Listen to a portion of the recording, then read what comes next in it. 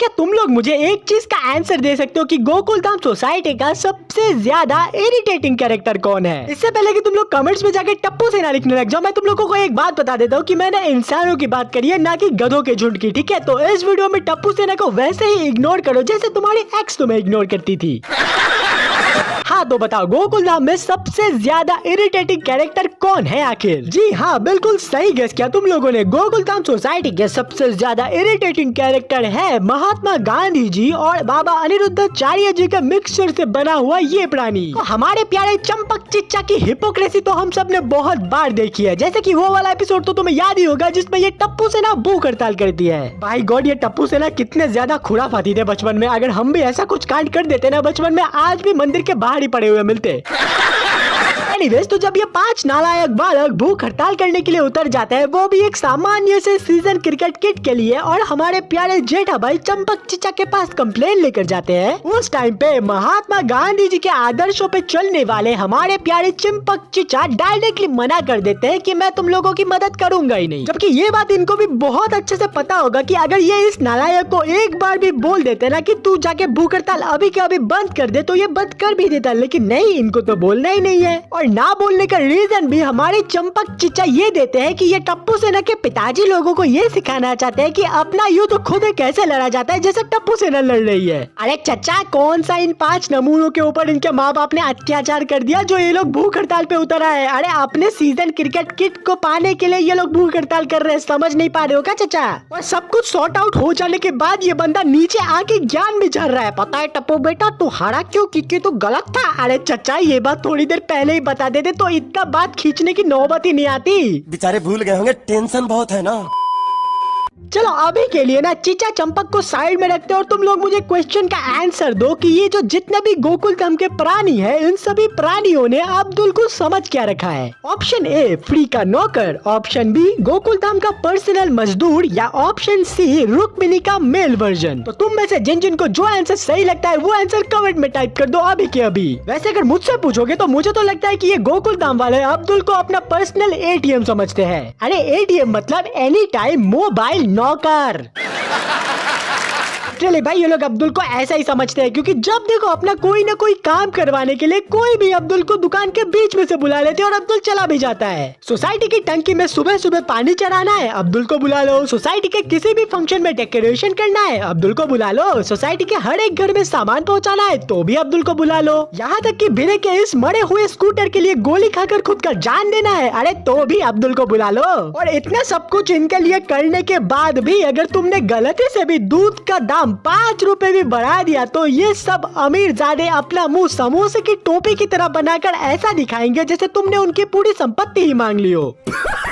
दया भाभी जैसे इतनी सुशील संस्कारी पत्नी होने के बावजूद भी अय्यर भाई की बीवी के पीछे क्यों पड़े रहते हो जेठा भाई? छोड़ दो, शोभा नहीं देता आपको। जैसे बबीता जी के बर्थडे वाले एपिसोड में हम लोग देखते हैं, जब मेहता साहब से जेठालाल को पता लगता है कि बबीता जी का बर्थडे है, तब वो बिना कुछ सोचे समझे बुके लेकर बबीता जी के पास पहुंच जाते हैं, और जिसकी वजह से अय्यर का प्लान सारा चौपट हो जाता है, जो बबीता जी को वो सरप्राइज देने वाला होता है। अच्छा, इस जगह पे ना तुम लोग अय्यर भाई के पॉइंट ऑफ व्यू से एक बार सारी चीजों को देखो। अगर कोई बंदा अपनी बीवी को सरप्राइज देने के लिए इतनी मेहनत कर रहा है, इतना खर्चा कर रहा है, और किसी दूसरे की वजह से अगर उसका सरप्राइज का भांडा पहले ही फूट जाए तो उसको कैसा लगेगा? ऑब्वियसली भाई गुस्सा तो आएगा ही ना। अभी जेठा भाई ने हरकत ऐसी करी है। अरे बेचारा इतने टाइम से प्लान कर रहे हैं, अपने बीवी का बर्थडे मनाएगा, सरप्राइज देगा अपनी बीवी को, लेकिन आपने आकर क्या किया? सारा भांडा फोड़ दिया। और बबीता जी भी शातिर तो है भाई, क्योंकि स्टार्टिंग वाले एपिसोड्स में हम सब देखते थे कि वो खुद भी जेठा भाई को ग्रीन सिग्नल देती थी, लेकिन अभी वाले एपिसोड्स में इतना शरीफ बनती है, इतना शरीफ बनती है कि उनके सामने गंगा जल भी कम पवित्र लगे भाई।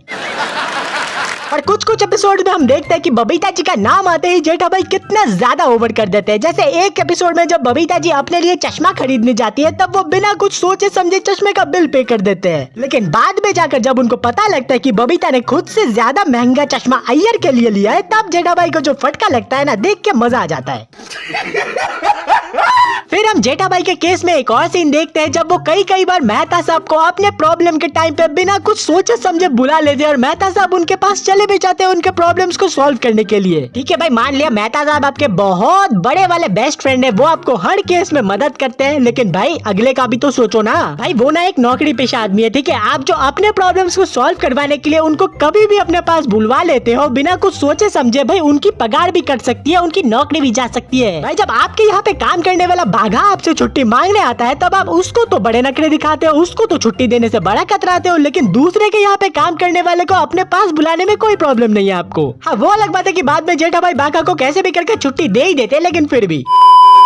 अच्छा, बाघा और नट्टू काका से याद आया, देखो बाघा और नट्टू काका जेठा भाई के दुकान में काम करते हैं, ये हम सबको पता है, लेकिन जेठा भाई अपने कामों को ना दुकान तक ही सीमित नहीं रखते। हमने ऐसा बहुत बार देखा कि जेठा भाई इन दोनों बेचारों को कई बार रात को भी अपने काम की वजह से गोकुल धाम बुला लेते हैं और ये दोनों आ भी जाते हैं। जैसे एक एपिसोड में हमने देखा था कि जेठा भाई शेरू को सोसाइटी से दूर भगाने के लिए नट्टू काका और बाघा को रात को कितनी देर से अपनी सोसाइटी में बुला लेते हैं और वो दोनों आ भी जाते हैं। फिर एक बार जब जेठा भाई की घर की चाबी गुम हो जाती है तब भी वो देर रात को नट्टू काका और बाघा को ही बुलवाते हैं नकली चाबी बनवाने के लिए। फिर एक एपिसोड में हम लोग देखते हैं कि जब जेठा भाई संडे के दिन अपने पैरों के ऊपर पैर फैलाकर बैठे हुए रहते हैं और नट्टू काका और बाघा को ही फोन करके बोलते हैं कि तुम मेरे लिए जलेबी फाफड़ा लेके आओ। क्यों भाई, आपका संडे है तो उनका भी तो संडे है, उनको भी तो छुट्टी मनानी चाहिए, उनको भी तो छुट्टी मनाने दो, हमेशा अपना काम ही करवाना सही नहीं है जेठा भाई। हालांकि वो अलग बात है कि नट्टू काका और बाघा जेठा भाई को जितना परेशान करते हैं और जितना मेंटल टॉर्चर देते हैं ना, उसके सामने तो जेठा भाई कुछ भी काम नहीं करवाते इनसे।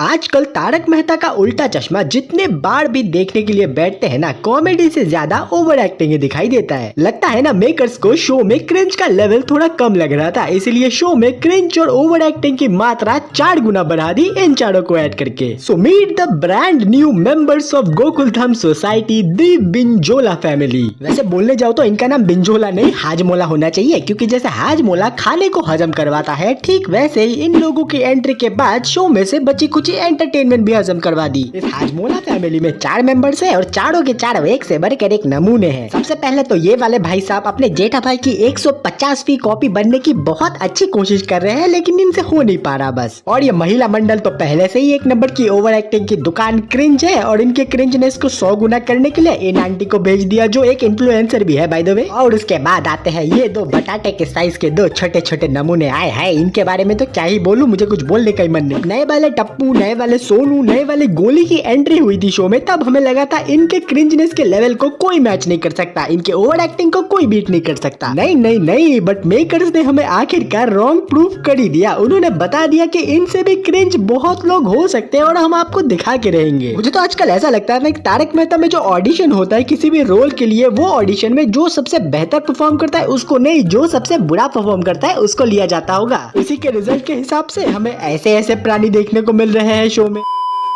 जस्ट बिकॉज ये लोग राजस्थानी फैमिली है तो इसलिए इनकी एंट्री ऊंट पे करवा दी। क्यों भाई, तुम लोगों को क्या लगता है राजस्थान के लोगों के पास गाड़ियां नहीं होती? मतलब उन लोगों को अगर कहीं जाना है तो वो लोग गाड़ी को छोड़ के ऊंट में आना जाना करेंगे, क्योंकि वो राजस्थान से बिलोंग करते हैं। उस हिसाब से तो शो में जब बबीता जी की एंट्री हुई थी, उनको बंगाल टाइगर में बिठा के भेजना चाहिए था इन लोगों को।